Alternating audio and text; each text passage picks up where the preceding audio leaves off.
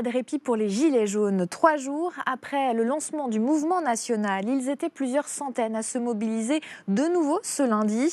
Dans le département, plusieurs barrages filtrants ont été maintenus à Nantes, mais aussi du côté du pont de Saint-Nazaire, ce qui a perturbé le trafic. Pour rappel, le mouvement a rassemblé près de 283 000 personnes au niveau national samedi. À Nantes, au plus gros de la mobilisation, on dénombrait 4 000 manifestants, avec des points de blocage sur les principaux axes de circulation, notamment autour de la Beaujoire, où le périphérique a été paralysé dans les deux sens, mais aussi à proximité des grandes surfaces comme au pôle sud de Basse-Goulaine ou Porte Océane à Rezé, où des affrontements ont eu lieu entre manifestants et forces de l'ordre avec jets de pierre et gaz lacrymogène en réponse.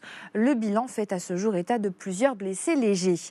Dimanche, les blocages d'autoroutes, de ronds-points ou de péages se sont poursuivis et ce lundi, la circulation sur le rond-point d'Armor, l'un des plus fréquentés de Nantes-Nord, était toujours perturbée. Les Gilets jaunes ont en effet maintenu le barrage filtrant.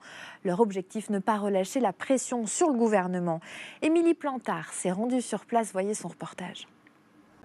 Les étudiants étrangers boudent la France, mais pas Nantes, alors que Matignon révèle que le nombre d'étudiants étrangers a baissé de 8,1% dans l'Hexagone entre 2010 et 2015.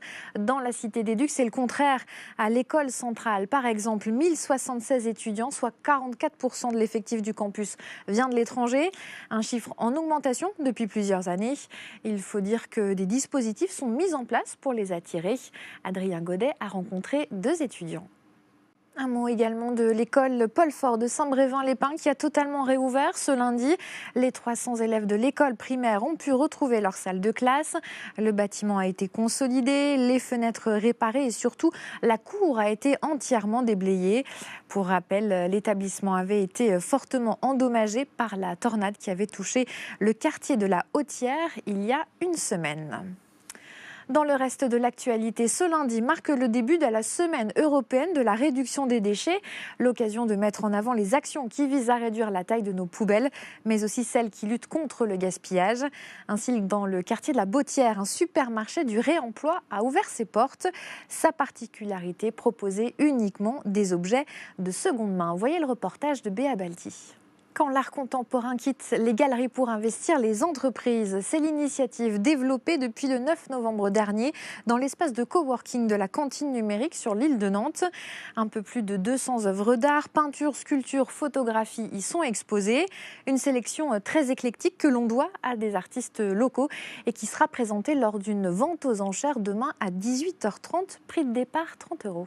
On ouvre une page de sport pour évoquer tout d'abord la défaite qui fait mal en handball. Dans le cadre de la 8e journée de Ligue des Champions, le HBC Nantes s'est incliné à domicile 27-23 face aux Ukrainiens du Motor Zaporozhye. Le H reste 3e de son groupe en Ligue des Champions.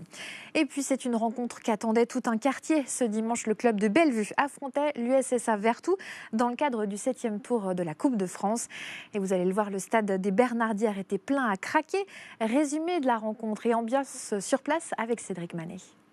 Avant de refermer le journal, on jette un œil à l'agenda de demain, mardi 20 novembre, à commencer par l'ouverture à la mi-journée du nouveau casino de Pornic. Le déménagement a lieu cette nuit, du port vers la Ria. Et puis le parc des expositions de la Beaujoire qui lance demain le forum Handi Rencontre, un forum pour valoriser l'emploi pour les personnes handicapées avec des conférences et des ateliers. Fin de cette édition. Merci de l'avoir suivi. Rendez-vous demain pour un nouveau journal.